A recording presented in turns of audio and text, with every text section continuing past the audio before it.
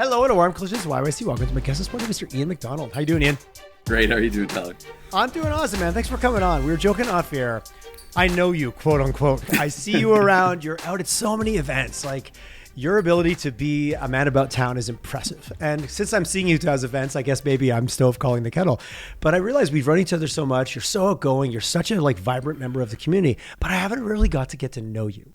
So we're going to go down that road today. And I'm also going to pick your brain on what's happening, what you're seeing around town from a tech ecosystem perspective. As you know, I think I might boldly say you and I are very pro Calgary, pro Western Canada, pro Alberta. So yes, that's going to be the underpinning theme. But let's, if anyone hasn't had the privilege of meeting you, let's let them into the tent. You are business, and I'm reading this right off your LinkedIn. Yeah. You are business and innovation leader at KPMG High Growth Ventures. Let us into the tent. What's that all about? What do you do? And then let's launch from there. Yeah, great question. And I know it's a bit of a nebulous title. What does that actually mean? And sorry, what do titles really mean?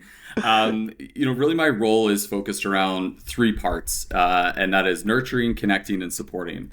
On the nurturing side, the goal for us is to connect with early stage startups.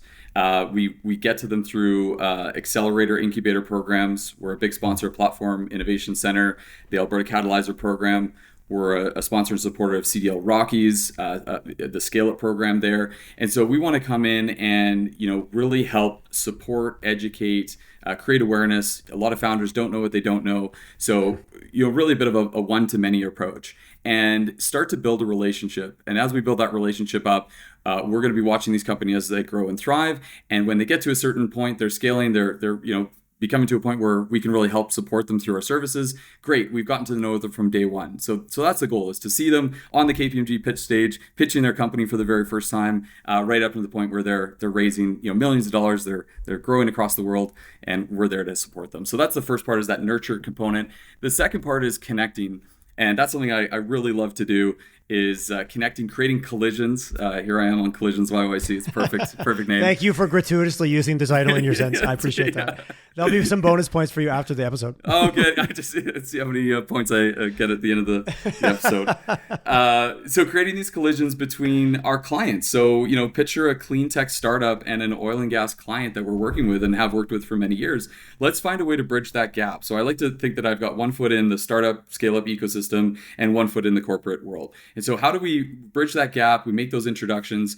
I probably spend 90% of my connections to folks outside of our firm, third parties, vendors, support organizations, just really helping connect the dots for these companies. So I love doing that. I love creating collisions. I have a question for you. I used to ask this all the time at the end of the episodes, and I hadn't done it for a while. If you could wave your magic wand and connect and collide together two different industries, anything like ag over here to defense over, who would you collide? Who would you put in the room because of the magic you believe would happen?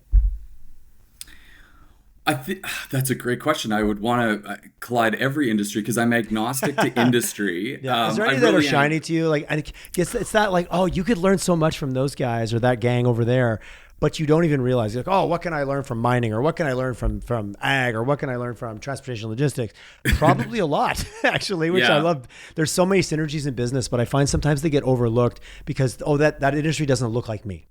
But yet they're conquering problems that you are also conquering. Mm-hmm. Yeah, great point there. So I think one that's probably really fresh in my mind, and also I have a passion for because I spent almost 15 years in real estate and community development, is the prop tech sector. And I was part of the steering committee in helping support the second annual prop tech showcase, which we had at Platform the day before the Calgary Real Estate Forum. And then at the Real Estate Forum for the second year in a row, I was asked to moderate a panel on technology and innovation in the commercial real estate sector. So I really loved those two spaces, the tech and innovation and real estate. Nice. Because when I was in that industry, I didn't feel it was overly innovative. It's a bit of an older industry. There's a bit of fear of change and what does that look like? And we've sort of always done it this way.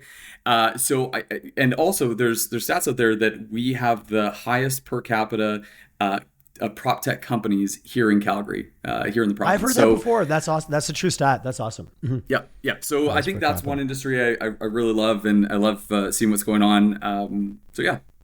I like that one a lot, and I've had a few people on in that sector, and I've also had people on from the the development, the construction in general, I think is starting to get with the program, but has been, I think, notoriously a little bit like you said it. This is the way we've always done it, and as a door closing comment, not an enabling comment. and if you're a prop tech company or interested in getting into prop tech, I'll just do a shout out to Prairie's Prop Tech Association. Nice. Sign up, become a member. There's no fee. It's just a network of other prop tech companies across the prairies. Any ideas? Any thoughts on the stat of the highest per capita? Why? Remember I warned you off air, you will become my expert and I will ask you very pointed questions that it's okay if you don't know. This is now just you and I having a chat. Any thoughts on why we do have that highest per capita? If you don't have the textbook answer, that's totally fine. This is you and me shooting the shit a little bit too. I will not claim to be an expert. I am definitely a generalist. I don't have a deep understanding of exactly why that is, but there is a lot of growth in the housing industry here in Alberta. There is a bit of we've done it this way, we've always done it this way mentality for a few, but we are seeing a turning of the tide. And there was a lot of great companies and technologies that we talked about on the panel at the Real Estate Forum, and the topic of technology innovation came up a lot more in the keynote address, in other sessions throughout the day. Nice. I did a poll in the room last year, and the same question again this year, which was how many people are using ChatGPT or Midjourney or in any AI platform, and the year before it was maybe a quarter of the room, and this year it was like 80% of the room. So oh wow, I like that. I love to see the trend, where are we headed. Not surprising, but still powerful to see how many hands went up. Mm-hmm. Yeah, for sure. And also maybe who was also in the room, the people that were in that room specifically to get exposed to new ideas, and go where the new ideas are hanging out. You might run into one or two, which is I still think there's a lot of just getting out there and going, holy shit, I never even thought of that. The power of just someone saying something that sends you down a different rabbit hole. Absolutely. Now, for anyone who's keeping track, there were three things I was mentioning. I was going to bring us back. Thank you, sir. Yeah, absolutely. I wrote them down specifically because I derailed you a little bit there. That was me. That's awesome. The nurturing component, the connecting the collisions component, and then the support component. So as companies grow and scale and they get to that stage, there's many services that we've tailored to these companies that we can help them with, from shred tax incentives to grants to review engagements, compilations, audits, Canadian US tax filings, and especially on US tax that comes up a lot because a lot of these companies here, they're looking to the US for customers, and so that brings a lot of challenges and tax considerations. Cyber and risk assessments, SOC 2 compliance. A lot of companies are going, hey, I need SOC 2. That's a big topic right now in cybersecurity. Corporate finance, valuations, deal advisory, transaction services, M&A, and all the way up to IPO. And you mean all the things that drown the poor founders that are also trying to build their solution and solve their clients' problems at the same time, and because what you don't know can hurt you in business, it legitimately can. Yes, and it's not. And we go into these sessions and we talk to early stage founders. It's not a really sexy topic. We have to talk about financial hygiene. We have to talk about these things, and I know it's not the thing that everyone wants to talk about, but we've got to really help educate and provide an understanding of what are the things in their journey as a founder, as their company grows and scales. What are those things that they should be looking out for? What are the risk assessments they need to be considering? Because it's going to be coming. If you're wanting to grow and scale and exit your business or be acquired or whatever, we just want to help educate and provide that level of understanding for them. How do you, from a psychological perspective, I guess you guys have to trickle it out. Here's everything. It's funny. I'm on my desk right now. I've got a brochure from a private equity firm in the US that I was at a talk on, is your company investment grade? And half of this is exciting. The other half is oh shit, it's discouraging. It kind of wears you down. How do you work with founders at that early stage to go, hey, here's all the things, but let's bite them. Let's eat the elephant one bite at a time. That's got to be so crucial for founders, because you can drown or you can just start taking sips, right?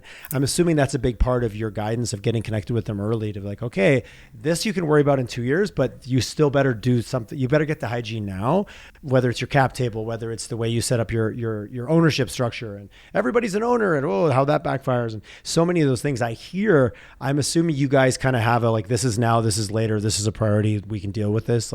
You've got to stage gate it a bit, or people are just going to run out of the room screaming. Yeah, 100%. So that can be right down to the programs. The programs do a really great job of identifying the companies at their stage, and so grouping them together. I really like it when we have just sort of open discussion and conversation, because one company brings up, "Hey, I've got this challenge," and suddenly four others in the room are going, "Oh gosh, I have the same problem," and then there's five others that go, "Oh shoot, that wasn't a problem today, but it might be tomorrow." So I like that when it's a conversation amongst many people. We also have great relationships with law firms in town. They're usually seeing companies at sort of that first stage. They're incorporating. They're creating an ESOP for them. They're supporting them at some stage. And hey, guess what? There needs to be some tax support coming in. Guess what? They pick up the phone and give me a call and say, "Hey, can you help out this company? We can work with them together." So it's other people in a network, and they're getting an understanding of a company where they're at.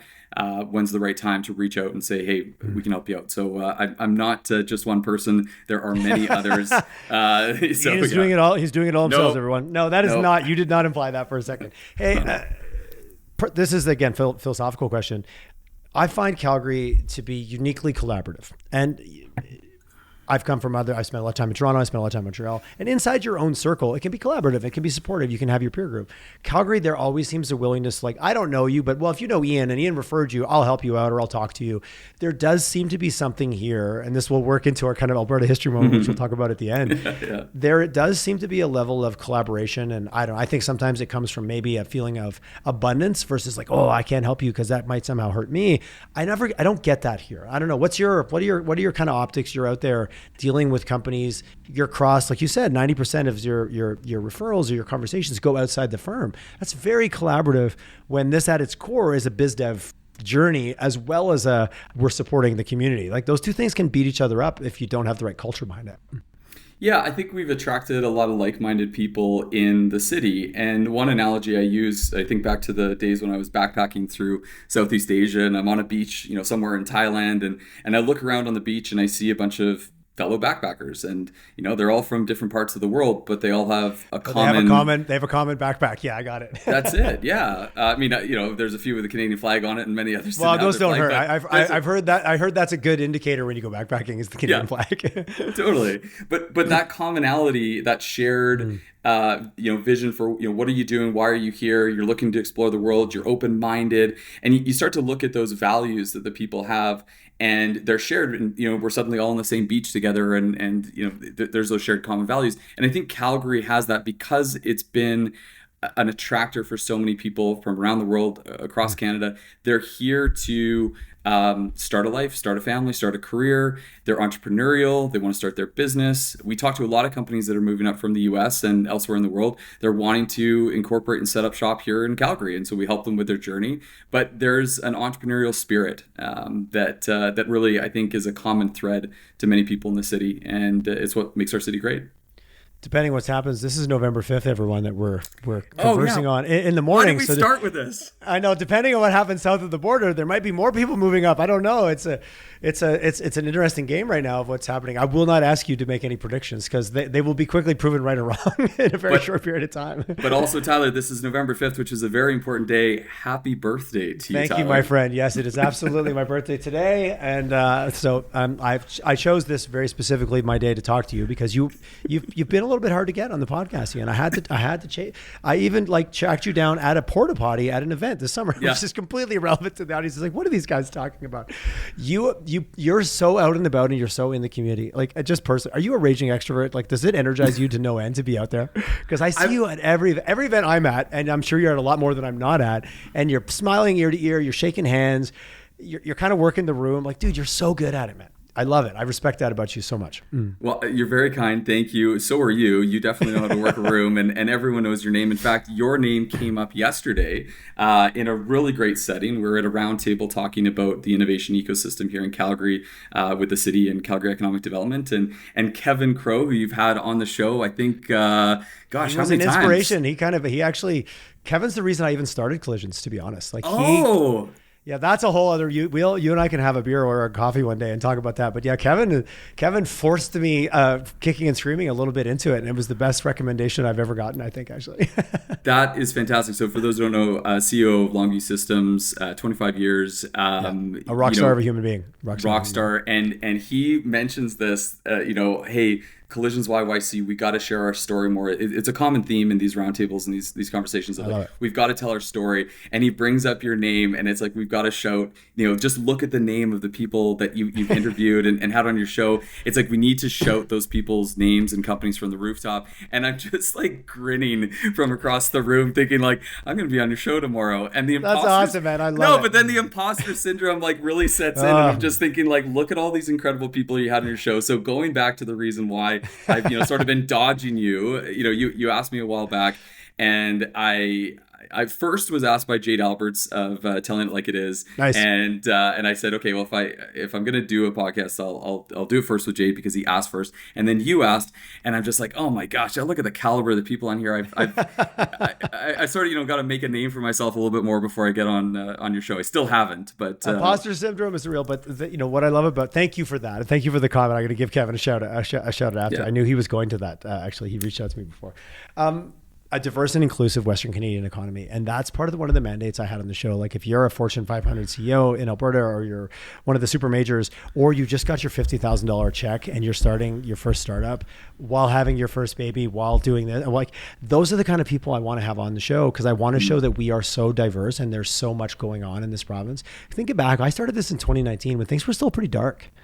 Things were like, the oil and gas had not turned around. The dollars were still shitty from a barrel of oil, but yet I talked to so many people, and they were doing cool things. But yet the media was portraying this really negative. Everyone moved away and the gutting of downtown and da da da da. But now, like 5-6 years later, even look, I'm going to ask leading to my next question. Have you been in this for 3 years? Like from my first episodes of what is economic transformation in Alberta to like, holy shit, I don't have enough time to get all the people on that I think are contributing to economic transformation in Alberta. That amazing shift in the last 5 years. So I'm curious, at 2.7 years, because I'm creeping your LinkedIn profile. What have you seen in the last 3 years when it comes to that ecosystem? I know it's easy to point at tech, but there's so many, it's tech, but it's biotech, it's fintech, it's prop tech. Like there's a lot of diversity inside those Venn diagrams. What have you seen in terms of that journey, just being in the role you've been in for the last 3 years? Okay, well, I think I'm going to start throwing out some stats now, because we've got to get some concrete numbers, and let's talk about some real details. Man, it does his homework and preps. I love it. I love it. So we're also going to break this down into different topics and subtopics. So the first, we're going to talk about jobs. That one's really critical. And so Calgary's the fastest growing tech hub in North America. It was reported by CBRE, 79.1% growth from 2018 to 2023. According to this report they do every year. So we're now the fastest growing tech hub in North America. In North America, not just in Canada. That's amazing. North America wide.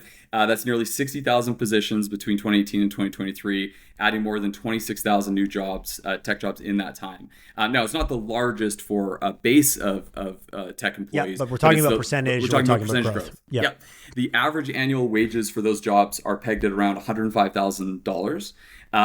Our growth rate for tech jobs was the highest among the 50 North American tech centers in the CBRE report. And by Canadian comparison, Ottawa had 52% increase, Waterloo region had 46, and Toronto at 44. And so we sat at 79.1%. And on the weekend, I was at the UNICEF Water for Life Gala, and I ran into Alexis, the CEO of WestJet.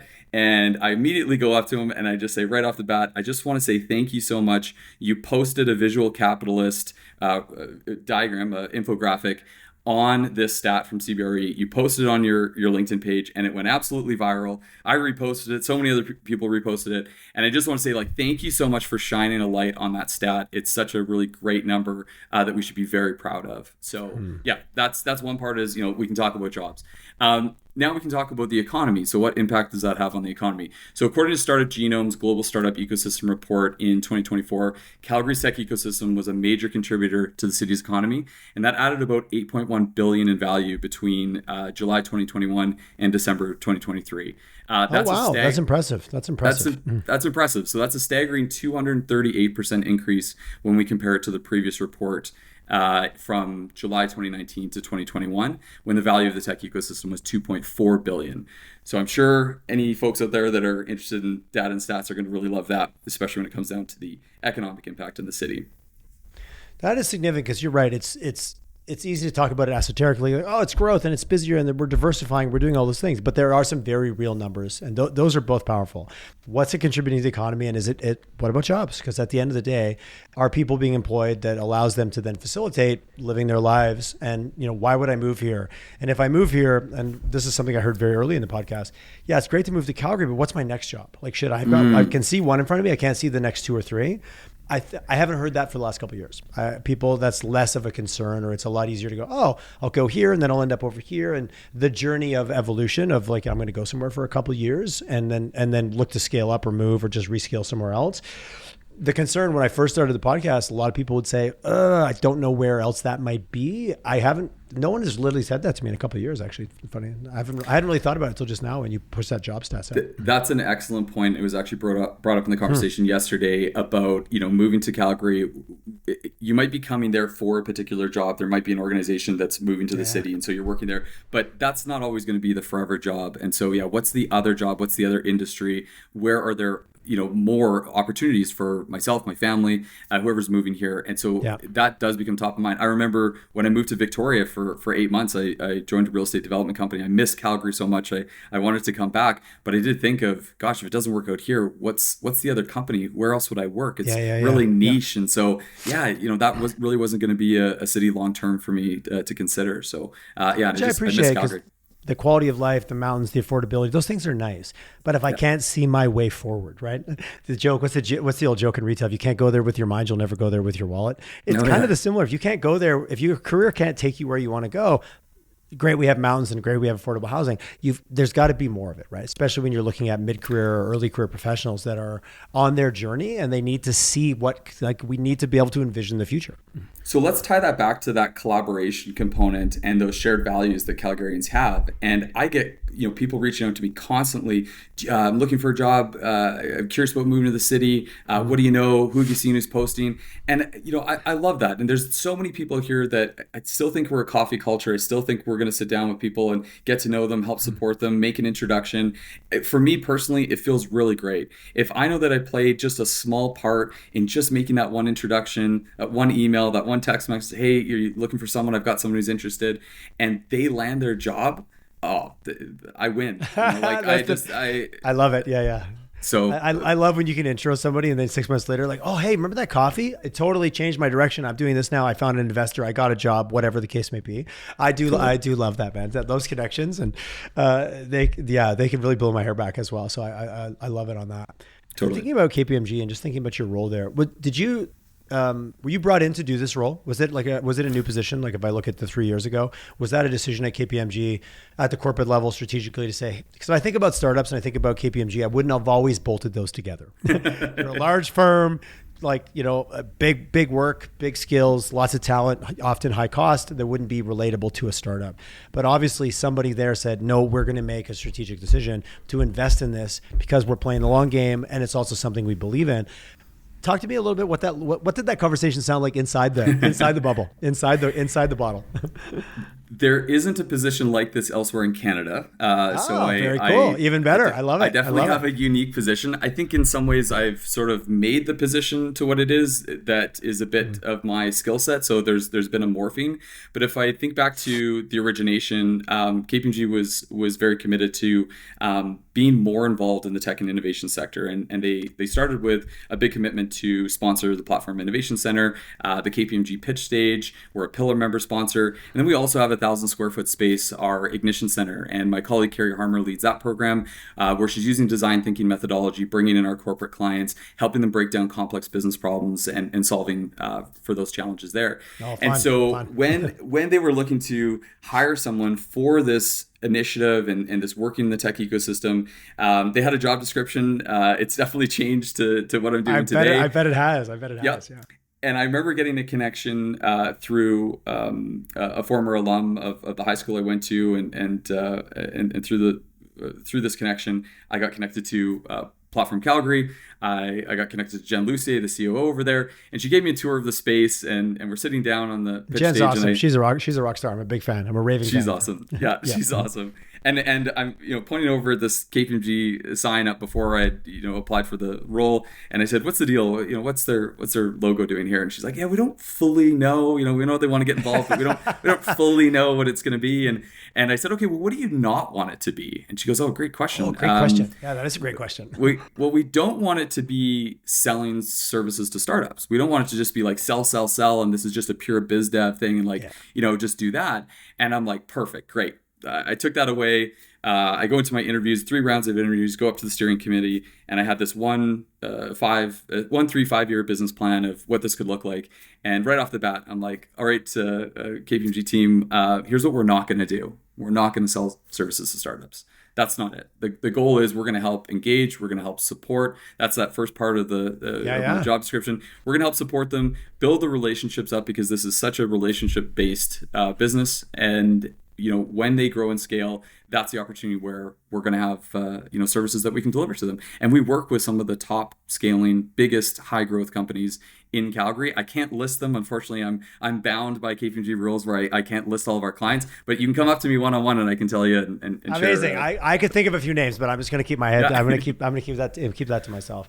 I really appreciate though, like even just taking the time to really understand, again, don't fall in love with the problem, fall in love with your customers versus the problem. So you literally had a stakeholder conversation in that case with Jen and got that insight, and we're able to apply that forward. Like there's a lot of startup lessons baked into that whole concept right there. And make it your own. I love that you said that. Yeah, fall in love with the problem and not the solution. And so I take a really customer-centric approach. I like to meet companies, understand what they're going through, what are their challenges. And I'm not there to be like, hey, this is the one thing that I'm going to sell to you, or this is the one thing I'm going to push to you. So I'm agnostic to service line. I'm agnostic to industry. I'm making connections from, an AI startup over here that can help support ag tech, and they can support clean tech. So it's not, it's not just a one focus on one service line, and I really like that. I like to be agnostic and just, again, be customer centric. Well, you made the comment earlier, like, oh, I'm a generalist, and it's easy to downplay that. But if you look at the role and you look at just the amount of conversations you have, you kind of have to know a little bit about a lot, like 5 miles wide, 1 inch deep kind of thing, right? And I get it. I feel that way sometimes in the podcast. People are like, oh my God, you must know so much. I'm like, well, I know a tiny bit about a lot of things for sure. But if we go too far down the rabbit hole, my ability to dialogue or converse will start to back away. That's why I rely so heavily on my guests. Because why would I try to be the expert? You already are. And I think that's where the imposter syndrome can come up, right? Because you're talking to people that are, but I just love surrounding myself with really highly educated, specialized people. They know what they're talking about. They know what they do well. And it's like, hey, this is what I can do well. I can help connect some dots. I can help support you. How do you put them all together? How do you put them all together? Totally. I've got a few more stats. Okay, all right. Oh, hey, I didn't want to jump off the stat train, but give me a couple more. So far, those stats have been awesome. So we talked about jobs. We've talked about the economy. What about the growth of our tech ecosystem itself? So the value of the ecosystem has grown by 83% over the last 3 years, which was higher than the global average of 46%. This comes from Startup Genome. So just the growth of the tech ecosystem. Calgary now places amongst the top 50 ecosystems globally, and among the top 30 in North America, and now 4th in Canada. So pretty amazing to have that ranking that we've been rising year over year. We ranked 7th in growth in our ecosystem, which is a testament to our city's networking, incubators, accelerators, government initiatives, and focus on scaling innovative companies. So I'm really impressed with the sort of the growth overall of our tech ecosystem. And then if we look at venture capital investment, Alberta surpassed BC for the number 3 spot when it comes to total venture capital activity in Q2 of this year, when we saw nearly 100 million more in activity than our neighbor to the west. Now, right after that quarter, though, Clio from Vancouver raised about 900 million. So we probably won't hold that title for very long, but really great to have it for that one quarter. So, a big celebration to see us in that 3rd rank. Question, and if you don't have the information, this is, again, one of those questions. In that stat, if you look at the total numbers, and I've had this conversation with different people, it's like, you got to unpack that a little bit. And there was a couple big wins and then a bunch of little tiny ones. To your point about that, Clio getting 900 and then weighting that average. Yeah. Did you take the time to unpack that stat a little bit to understand like what made that up and how many companies really did benefit versus a couple big winners? Yeah, and I think I posted about it on LinkedIn too. I think I had some names. I think you did actually. Yeah. Yeah. So yeah, no, there is a breakdown of what that looks like. And then yeah, in Toronto, the same next quarter too, there was another massive raise, and so it was probably just maybe a bit of a quieter quarter. But still, I think there's a lot of great companies that were in that list. Hey, and I'm okay because it rises the boats, right? And you one company Yep. gets a big raise, and all of a sudden you get people that exit or don't. They stay and they advance, or they go and they spin off something else. And where do you think we are from that cycle? One of the earlier conversations I had often was, hey, we're just early. We haven't had those exits that have translated into those individuals that have now left the companies because they had an event. And now that they're reinvesting and they're kind of cycling through again, you're sitting beside the millionaire at the coffee shop who's wearing a t-shirt and banging away on their laptop, comparing to other markets. Kind of early on, I think it was easy to go like, oh, we're the Silicon Valley of the North, or we're the, Kitchener-Waterloo in the West, versus no, we're just us. Like, we're Calgary and we're going to figure out our version of it. Do you think we're seeing some of the benefit of the fact that we are getting a little more mature? And I'm talking years, not decades as well. Like, I get what I'm asking. Have you seen, or do you think that that's also what's contributing, is that we're just getting more activity and more movement because we've been playing the game now for 3 years, not 1 or 6 months? I'm excited for what's to come because we don't quite have the Kitchener-Waterloo effect where, folks from BlackBerry took their money, reinvested, and that was invested over many, many years. Our tech ecosystem, albeit has been around for a while, a lot longer than most people know, it's still young compared to, very young compared to Silicon Valley, very young and young compared to Kitchener-Waterloo. So, we want to see some of those exits. We want to see that money reinvested. We don't want to see startup founders and their companies leave the city. We want to keep retaining it. So growth is really important, but and attraction is really important, but retention is really critical. Shout out to Tate with Long Calgary. I love the concept, being long on the city, investing, doubling down, saying, I'm here for the long run. I want to support and grow this ecosystem. I want to reinvest and support the growth. So I think that's really important. We've seen some of it, but I think the best is yet to come. In the conversations you're having, are you seeing founders getting put under pressure, whether it's investors or access to where their customers are at, getting pressure to leave the market? You made a comment earlier about you're having a lot of conversations about people looking to come here. Are you also hearing the opposite, or kind of what's the scales of justice? How does that look? What do we balance those out? Yeah, there are some pressures that startup founders are facing from VCs in the US saying, hey, we want you to come down here. You're going to be closer to support. You're going to be closer to customers. We know that there's some VCs that maybe don't play as nice in the sandbox and won't work well with other VCs in the country. And so, that can be challenging.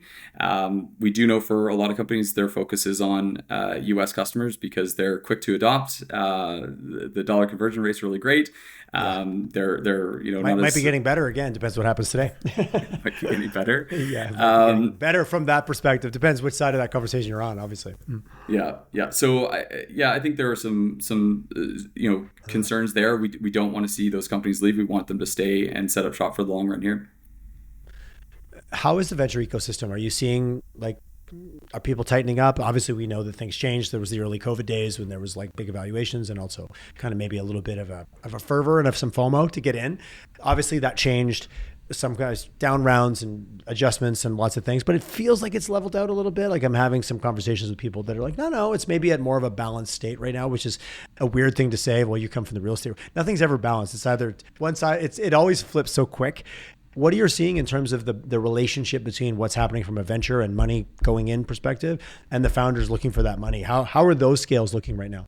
Well, this is when I'd love to use the phone a friend and bring in the VCAA and have them chip on that. I'd love to see more venture capital dollars invested. I'd love to see more accredited investors, angel investors get more involved, because if you look at some of the stats and news reports on the percentage of government assisted dollars that are coming into companies as a ratio compared to venture capital and private dollars, that ratio is maybe a little bit high, depending on which article you're reading and the opinions of what that looks like. So it would be great to see some more dollars invested. Also, more customers, more revenue, more sales. That's the big thing that everyone's chasing too. So always could be more. Yeah, fair. Yeah, I need more customers. I need more ideas. I need more founders, and I need more venture.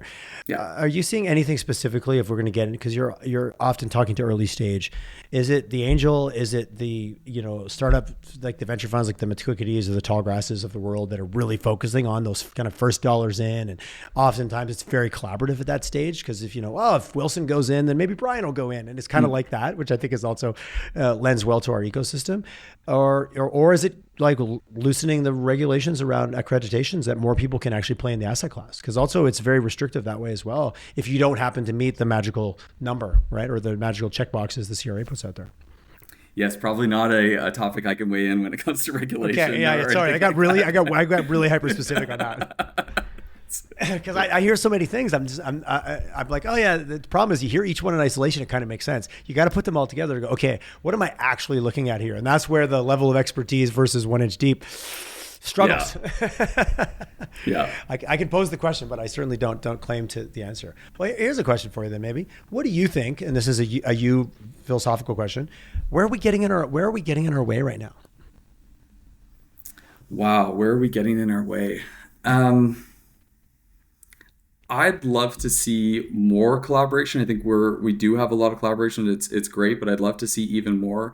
I'd love to see more sharing of connections and support, and folks that are, hey, you're really specialized and you're really great at doing this, or supporting this group of people. Let's work together. Let's connect. Now, the challenge too is that a lot of organizations, they're sort of chasing after the same dollars, right? They're all wanting to do something, and I'm all for competition. I'm all for having the market decide who's going to be able to deliver the best programming, the best support, and that's great. But I do think that sometimes that can be a bit of a challenge, and where some people may put up their walls and guards to say, hey, I might not want to share because I'm looking to achieve something that someone else, my neighbor, is doing. So where do you find that balance between the two, where folks are being collaborative and they're supporting the growth, the overall? And I think back to many years ago when I was in real estate, developing the community water market Bear Spot, and we had our first show home parade, and we didn't see sales take off right away, and we're going, gosh, what's going on?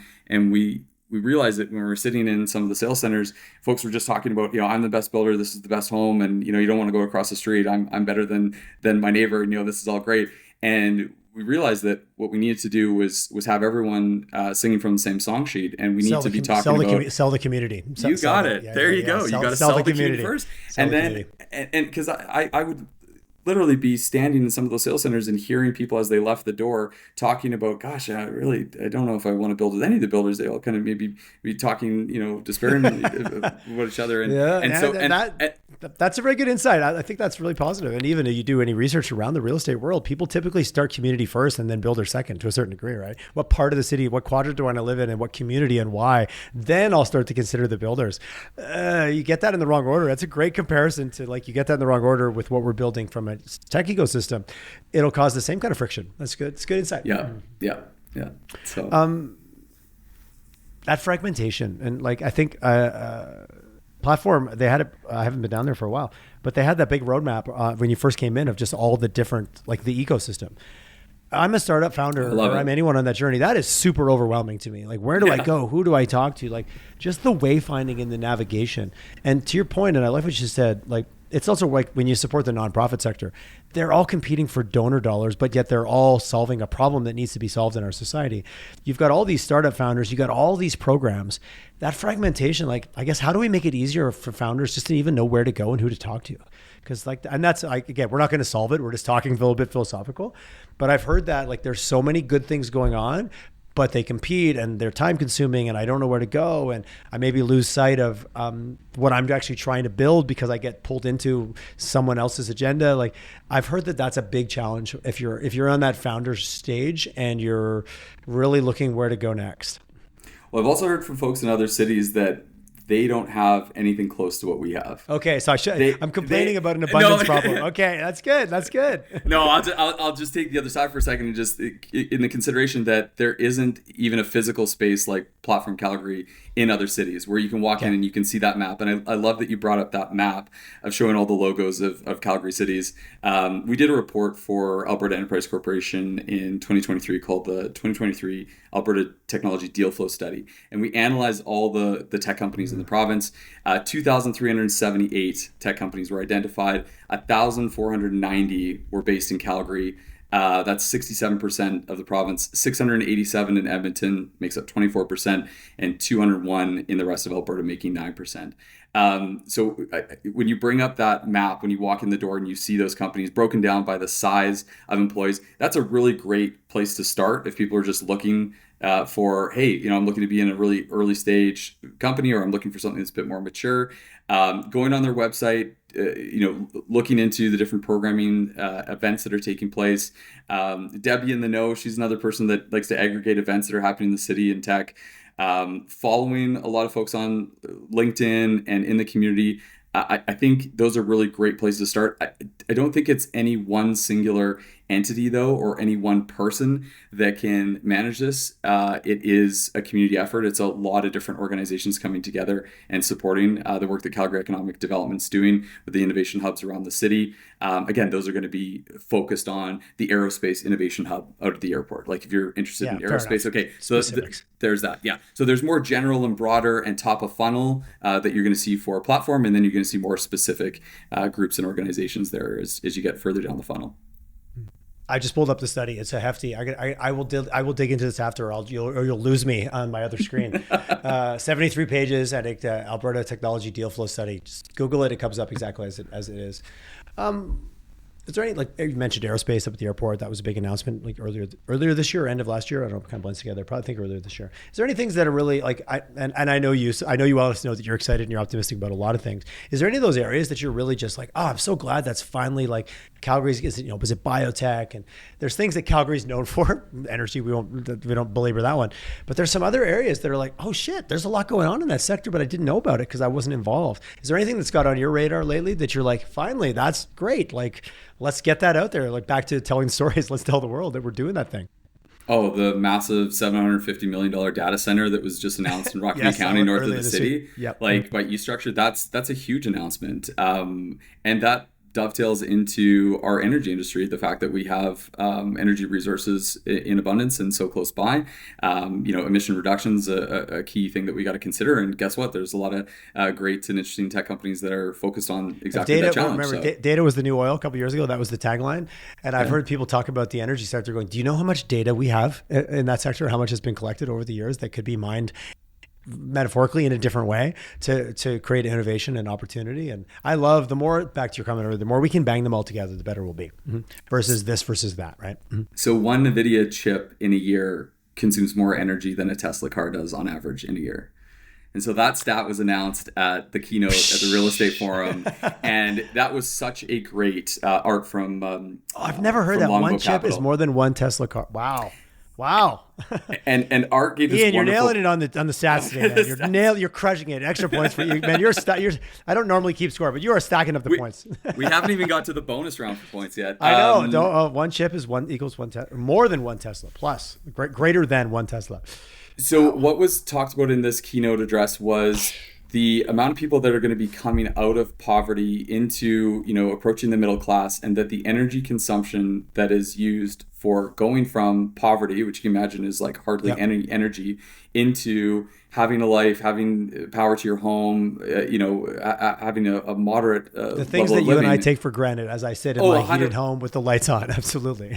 Exactly. And so you just consider how much energy consumption is going to be needed around the world, and our population is still increasing, passing 8 billion people. So what is the energy consumption that's needed? And then you add all on top of that AI and the consumption of energy that's required there. It's unbelievable. It's staggering to consider what amount of energy we need to sustain. Which is so interesting. And the energy abundance conversation versus we need to turn one on and turn one off. No, we need to get better at all of it because we need it all. We need it all and only more. As I had someone come on, they were very kind of like, just to even talk about reducing our production of energy is elitist in the sense that there's so many parts of the world that they don't have any, and we have it in abundance. We talk about turning it off. They're like, you got to think bigger, you got to think broader, you need to think global. And like the privilege of even having this conversation, because I can turn the lights on and it works every single time. Yeah. And that alone creates it's so hard because as humans, you take for granted what you're surrounded with. And you're like, oh, doesn't everyone have this? No, to your point, they don't. And they deserve it and they want it. More importantly, they want it. They know it exists. And what happens when we lose our water main and we have to be very mindful People of get our real water grumbly consumption? real fast, man. They get real grumbly really, really fast. Thoughts. Obviously, our city, we've got rapid growth. We've got all kinds of net new migration. Technology solves so many problems and abundance lifts everybody up. But we've got some challenges in our city. Now we're branching way off to another category here before we'll circle back, because you and I are both, I think, bullish on the fact that Alberta, Calgary is an awesome place. And there's a lot of challenges we have now. Any thoughts on some of the startups or some of the things that you're seeing out there, even in connection to solving some of the challenges we're having with, like, our city's growing at a rapid pace and it's putting huge pain on our infrastructure. The tech ecosystem, the tech community is like no better group to solve that. I'm going to look to them before I look to the politicians, but that's my comment.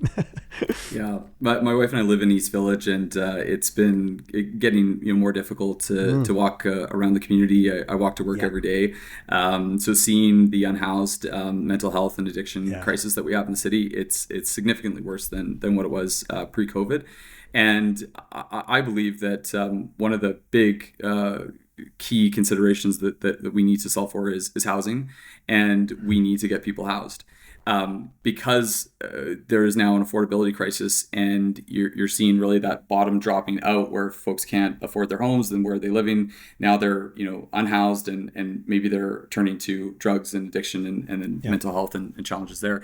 So I'd like to see more in terms of housing. Technology can help. Great tie into your comments about prop tech. How can we use technology to be more efficient and effective, right? Because the housing crisis, when you see the stats, it's like there's almost no way to make it go away in any like reasonable period of time. Meaning like tomorrow, not in 5 years, we might be able to catch up. But that's at today's numbers, not with everything that's still happening, and the amount of people that are still, I know they're changing, federal immigration policies and those types of things. Yeah. But we've got the situation now, and if not having that base of operations, not having the shelter, who would not feel unsettled? I travel in too many hotels for too long. I feel unsettled, and that's a privileged thing to say in itself, right? Yeah, so the company that won the PropTech Showcase, because there was a bit of a pitch competition, and judges decided the winning company was Promise Robotics, and Promise Robotics is taking the robotic arms that are being used to build Tesla vehicles, and they're manufacturing homes, single and multifamily, and so that's cutting down the time to build. That's cutting down waste. You don't need waste bins on construction sites anymore, and it's helping with affordability. So what can we do in terms of that market and technology and innovation to help alleviate and help solve that problem? So yeah. I love when you start thinking about housing as a manufacturing challenge, when you think about the amount of evolution and technology that's used in manufacturing versus here's a pile of trusses dropped off on the side of a job site, and go ahead, put it together. and I'm in the middle of a project right now, and one of their first things, we need a waste bin for all the stuff that is going to be the offcuts, versus just knowing exactly what you need to build the thing. It just inherently looks inefficient from the outside. There's actually a tech startup in Calgary that deals with waste bins, getting a waste bin to your site on a construction site. So it's amazing. Okay, I needed their number a week ago, but that's another story. But to your point, it's everywhere around us, right? And then how do we as consumers even know sometimes that it exists? And enter marketing and enter storytelling and enter getting it out there. And that could be a challenging because we're all so busy. Sometimes new ideas don't work their way through the filter. Yeah, try to get in the habit for everyone out there too. If you think of a problem that you're going through, just search, is there a tech solution? Is there a Calgary-based tech company that is solving for this problem? I like that. That's a good action item. Because my wife and I do is we have a conversation. We're like, what's this challenge? And like, maybe that would be a really good tech company to start. And you just do a quick search and you're like, it exists. It's there. It's out there. Like, so. Which I love it. I think that's a great filter to put on things of like, that moment. I think we've all had like, this sounds like a great idea. Like, I wonder who's done that. And it doesn't mean that there isn't room for opportunity to do it better, do it different. There's always the Better Mousetrap business plan is very, very real and very, very alive. So hey, we're working our way to the bonus round question, which I love that you prepped for.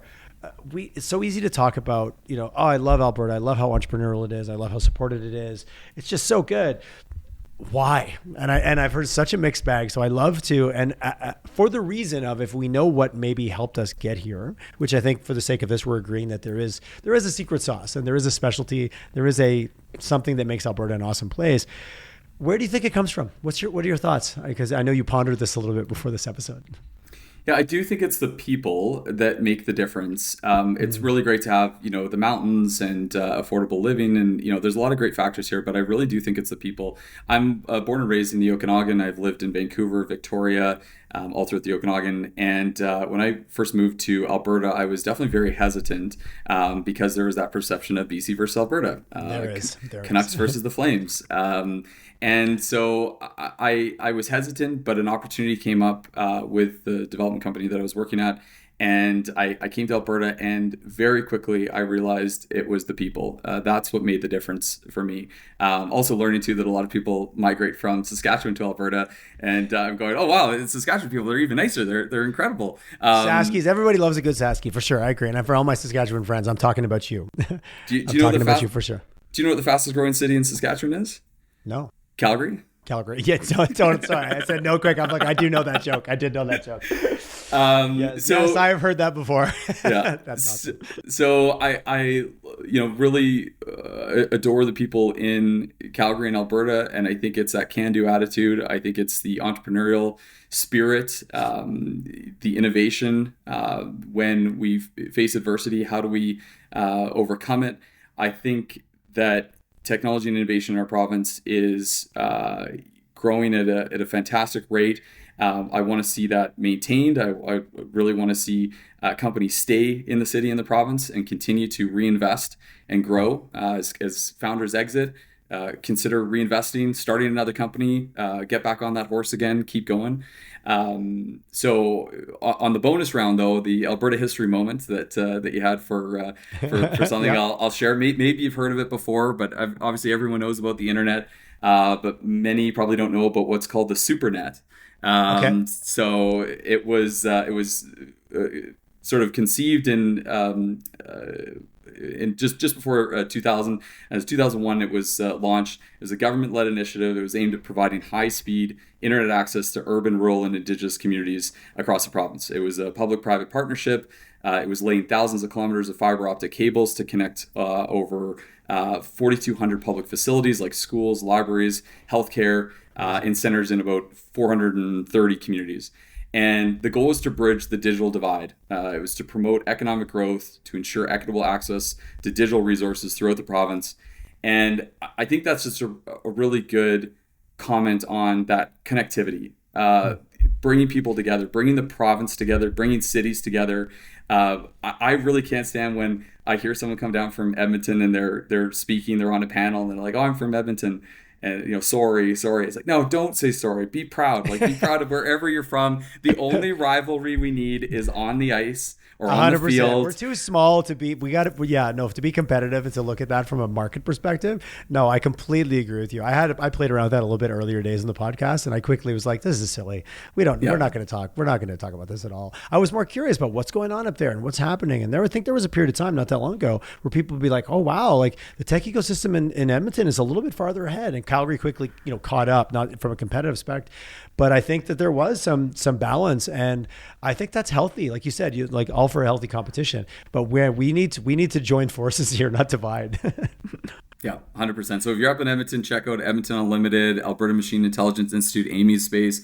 Really awesome places to connect with folks up there and spread your network, get connected with others. It's all about connections and collisions. Nothing much in life happens without a relationship, has been my experience. Anything good that's ever come in my life is because I knew somebody who knew somebody and I got to know them. You develop a little bit of trust and the doors open in Alberta. And that is one of the things that I love about this province. And that's why I'm all in. I'm all in on Alberta. No question. Nice. Ian, if someone wants to get a hold of you, what's the best way? I know you're prolific. You're a LinkedIn guy all the time. You're also out and around town. But what do you prefer? What's the best way for someone to reach out? Yeah, LinkedIn's great. It's my second inbox. Outlook's my first. Touche. Yeah, please get connected with me on LinkedIn. That's fantastic. Amazing. Well, man, thanks for taking the time. Thanks for showing up. You brought the stats. You brought some philosophy. That was really, really great. I've been chasing you for a while, so finally I landed my guest. Everyone is an awesome guest on the show because we get to dive into your level of the way you see the world, your expertise, your passion for who you are and what you do and the impact you have. So thank you for that, and thanks for coming on. Tyler, thank you so much and happy birthday. Thanks, brother.